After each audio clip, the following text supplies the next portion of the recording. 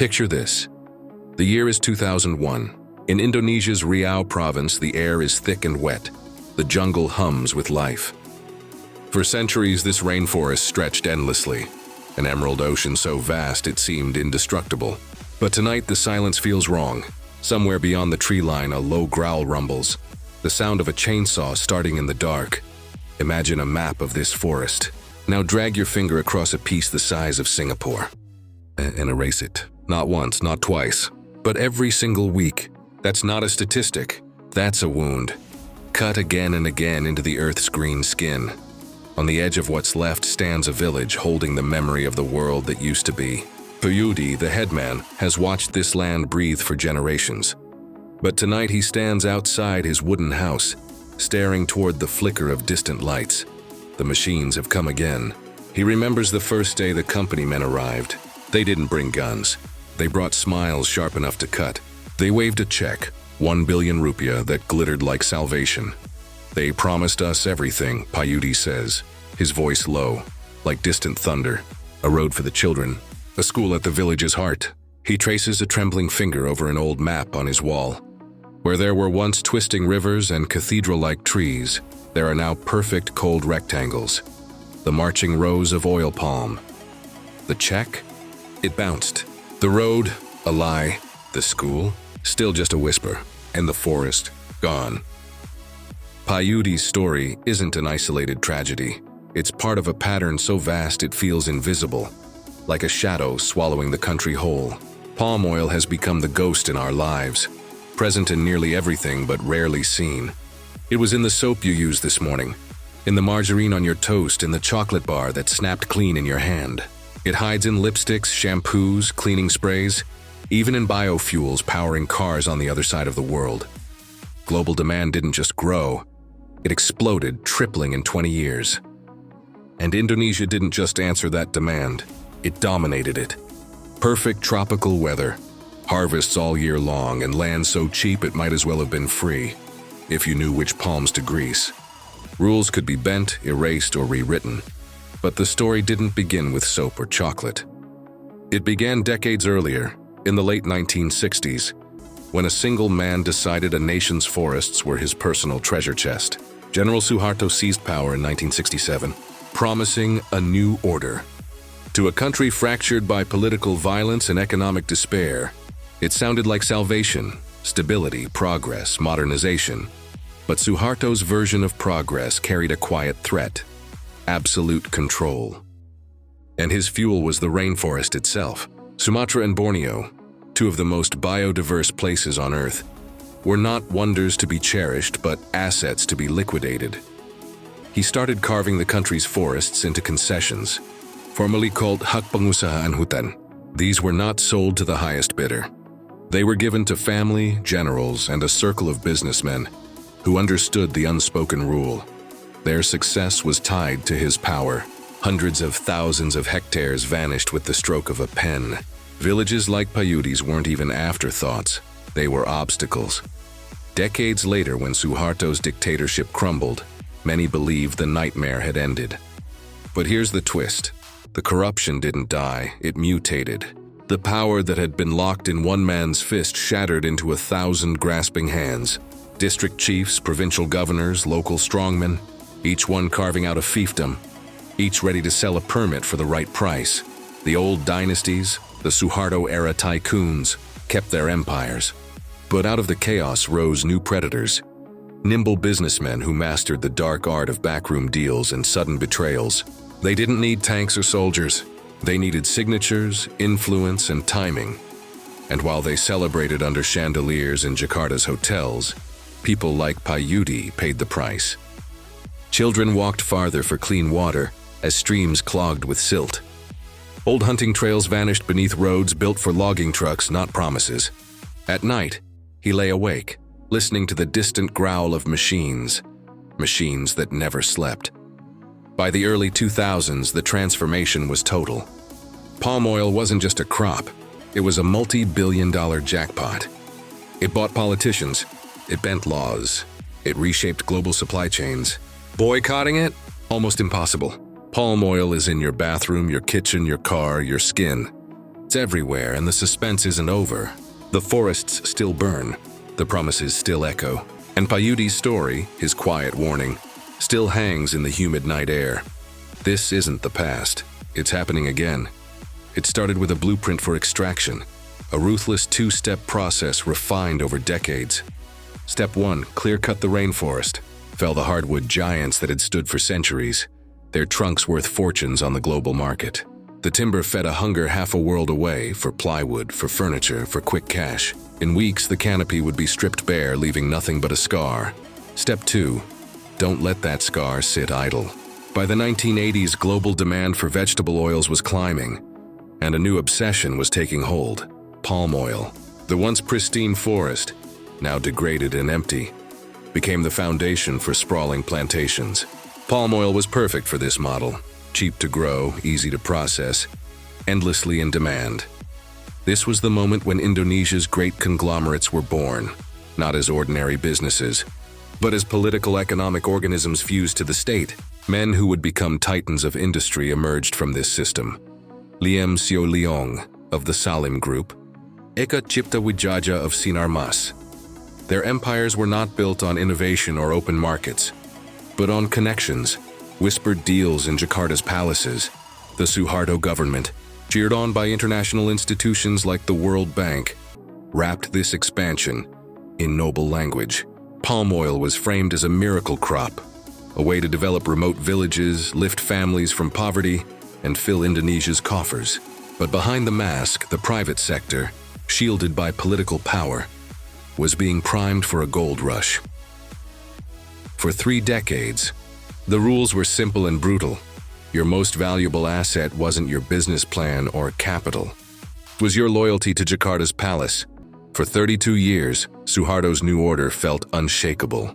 But in 1998, the ground gave way. The Asian financial crisis tore through the region like a hurricane. Indonesia's currency didn't just fall, it disintegrated, losing 80% of its value. Food prices exploded. Middle-class savings turned to ash. Jakarta boiled. Students clashed with police. Neighborhoods burned. The Allies abandoned Suharto. On May 21, 1998, after decades of absolute control, the strongman resigned. His fall cracked the system wide open. What followed was chaos, hope, danger, a period Indonesians call reformasi. Power once concentrated in the palace was now scattered across hundreds of district governments. Decisions about land, permits, and development were now local. Democracy seemed closer to the people, but decentralization had a hidden edge. The strongman was gone, but hundreds of smaller kings rose. Bupati, the district heads, each holding keys to forests and rivers. Permits were now licenses to print money. The old cronyism fractured, multiplied, and became even more destructive. And in the shadows, a new breed of predator thrived. Men obsessed with palm oil, men like Martua Sitorus. His story didn't begin in a boardroom or empire. It began on the gritty docks of North Sumatra, trading shrimp for survival. By 1991, he pivoted to land, co-founding Wilmar International. The forest became his chessboard, the permits his pawns, and Martua knew exactly how to win. The suspense isn't over. This story is still unfolding. The forests are still under threat. The deal's still happening. The lives still changing. If you want to follow every twist of this story, the battles, the empires, the forest fires, and the fight for justice, subscribe now. Don't miss what happens next. You'll want to see how the next chapter of Indonesia's palm oil saga unfolds. Because the stakes couldn't be higher. Their model wasn't just bold, it was revolutionary. Total integration. Wilmar didn't want to simply grow palm fruit. They wanted everything. The plantations that nurtured the seedlings, the mills that crushed the harvest, the refineries that turned raw oil into a gleaming golden product, even the massive ships that ferried it across oceans to more than 50 countries. This vertical grip on the entire process gave Wilmar absolute control over costs, supply chains, and competitors, and it made them the single largest palm oil trader on Earth. Then came Celiandra Fangiono, the polished face of the next generation. Cambridge-educated, sharp-suited, and unnervingly calm, he didn't build First Resources. His father founded it in 1992. But he was the one who took its potential and exploded it onto the world stage. After a stint in high finance as an investment banker at Merrill Lynch in Singapore, Fangiono came home, armed with the cold precision of Wall Street thinking. To him, land wasn't just soil or trees. It was an asset on a balance sheet. He bought aggressively, swallowing plantations across Riau and Kalimantan. He transformed First Resources into a fully integrated giant, a darling of the Singapore Stock Exchange. A darling of the Singapore Stock Exchange. And standing with a foot in both worlds is Sukanto Tanoto, a man who can sniff out opportunity in a storm. His Royal Golden Eagle, RGE Group, began like so many Suharto-era enterprises, a plywood business born in 1973, blessed by the regime's favors. But Tanoto was no ordinary crony. As the plywood market collapsed and politics shifted, he didn't cling to the past. He pivoted hard into pulp paper and palm oil, the twin engines of Indonesia's modern resource boom. He learned to navigate the murky waters of local permits and decentralized power just as skillfully as he once navigated palace corridors. Today, his empire stretches across the globe with assets worth over 35 billion. Adaptability, not loyalty, was his survival code. These men were the ultimate winners of the Reformation-era boom, experts at turning chaos into treasure. When Suharto's collapse rocked Indonesia like an earthquake, it wasn't the end for the great families who had thrived under him. For many, it was merely a restructuring of assets. Take the Salim Group, perhaps the most iconic of the old guard. Founded by Liem Sioe Leong, one of Suharto's most trusted cronies, Salim had been the very definition of regime-backed success. After 1998, under the leadership of Liem's son, Anthony Salim, the group didn't just survive, it flourished. Their crown jewel, Indofood, is the company behind Indomie instant noodles, arguably Indonesia's most beloved export. For hundreds of millions across Asia and beyond, the taste of Indomie is a daily comfort. And here's the genius. Every packet of Indomie is fried in palm oil, purchased largely from plantations owned by Salim's own Indo-Agri arm. A perfect corporate loop, profits moving neatly from one pocket to another. The Wijaya family's Sinar Mas Group tells a similar story. What began as a humble grocery store in Makassar in 1938 exploded under founder Eka Cipta Wijaya into a sprawling empire, thanks in part to Suharto-era favoritism. Post-1998, their palm oil arm, PT Smart Tbk, went into overdrive. But its meteoric growth carried a shadow. Huge fines for illegal burning to clear forests, and a string of bribery scandals to hide pollution pouring from its mills. For a corporation of Sinar Mas's size, these weren't disasters. They were just another cost of doing business in a system they understood perfectly. Then there's the Bakrie family, the embodiment of business and politics fused into one. The Bakrie Group isn't simply a conglomerate. It's a political dynasty with a corporate wing. They've dipped their hands into everything: mining, oil and gas, real estate, telecommunications, media, and of course plantations. With cabinet ministers and party leaders among their ranks, the Bakries weathered shifting alliances and economic shocks like seasoned captains in a storm. Others faltered. They remained secure, proof that in Indonesia, political power is the ultimate currency. To grasp the palm oil landscape, you have to see the two archetypes of billionaires who dominate it. First, the old guard, Indonesia's inherited aristocracy of business. The Salims, the Wijayas, the Bakries. Their empires weren't born of palm oil alone, but of monopolies, privileges, and high-level political cronyism. Palm oil was just another gleaming pillar added to their already sprawling fortresses of media, mining, real estate, and banking. They were too big, too diversified, too embedded in the nation's economy to ever truly fall. Then there's the new money, the opportunists forged in chaos. Men like Martua Siderus of Wilmar, who built a global trading powerhouse from scratch, Celiandra Fangiono, who turned plantations into Wall Street-grade assets, and Sukanto Tanoto, the ultimate shapeshifter who pivoted from plywood to palm oil without missing a step. These figures became masters of Indonesia's new decentralized power. They understood something the rest of the world hadn't yet realized. Authority no longer flowed solely from the palace in Jakarta. It flowed outward, quietly, from hundreds of district offices across the islands. They were sharper, faster, and more ruthlessly efficient than their predecessors. They built palm oil empires that controlled every step of the process, from the seedling in the soil to the commodity sold in global markets. They rode the wave of soaring international demand and became billionaires in their own right. The old guard played the slow game of politics, weaving influence through decades of strategic alliances. The new money played a different game entirely: speed, precision, and total market domination.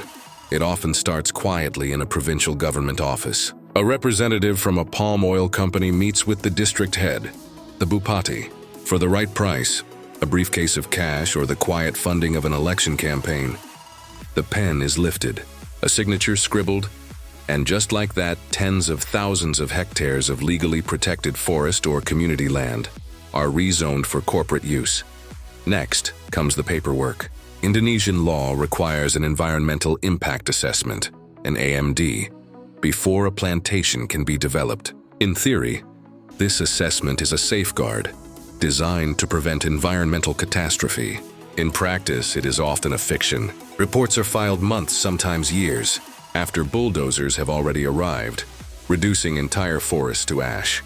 When villagers like Pak Yudi object, citing generations of customary land rights, the company's polite smile disappears. Police and sometimes military units arrive, often funded by the company itself. They act as a private security force, intimidating and displacing anyone who stands in the way. Customary land rights, tanah adat, may be recognized in the Constitution, but on the ground, where power speaks louder than law, they are routinely ignored. Permit obtained through bribery consistently outweighs generations of tradition, and if a community manages to take the matter to court, corruption simply shifts venue. Evidence disappears, witnesses are intimidated, cash exchanges hands. In 2022, the system's corruption became undeniable.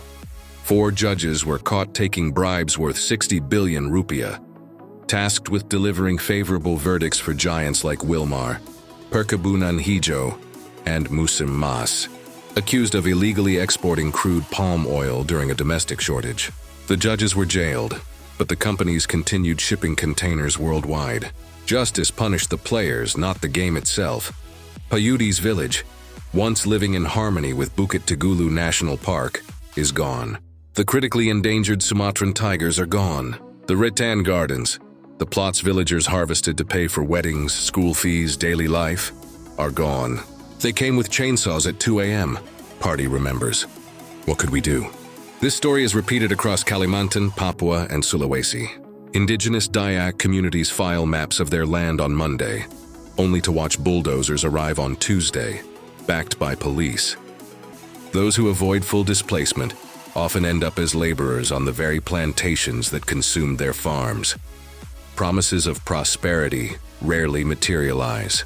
Inspectors and journalists consistently find workers earning just a few dollars a day under brutal piece rate systems. Harvesting targets are so high that entire families, including children, must work just to survive. Hazardous pesticides like paraquat, banned in dozens of countries, are sprayed without protective gear. Workers live in dilapidated barracks with little access to clean water or sanitation. Child labor isn't hidden. It is integral to the business model, with children as young as 8 performing dangerous, backbreaking work. Then there is the fire. Every dry season, fire is the cheapest and fastest way to clear land.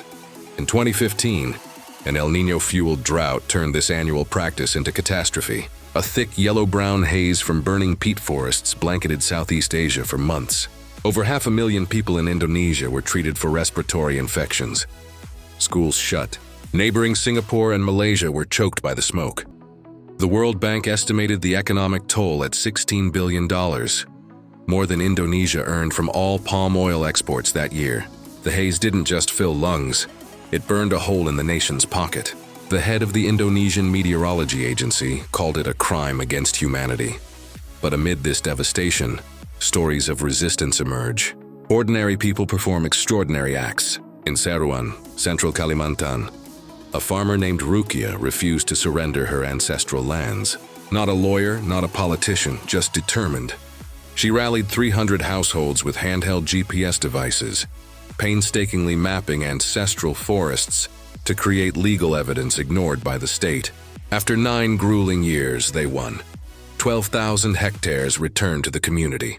Elsewhere, activist Indri Sapa captured a viral moment on a mobile phone.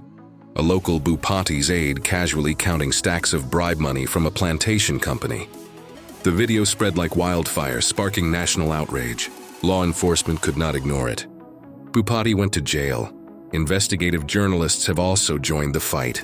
Tempo magazine followed a labyrinthine paper trail from Singapore to the British Virgin Islands. Shell companies exposed the fingerprints of the Salim Group across plantations previously denied. The exposé forced their subsidiary, Indo, to admit ownership of land they had long denied. The rising tide of exposés and pressure from NGOs didn't stay quiet for long. It started to shake things far beyond Indonesia. The companies that put palm oil in our everyday stuff, the cookies, the shampoo, the snacks, they started getting nervous. Unilever, Nestlé, PepsiCo, they all felt it. Suddenly, being linked to deforestation and exploitation wasn't just a headline.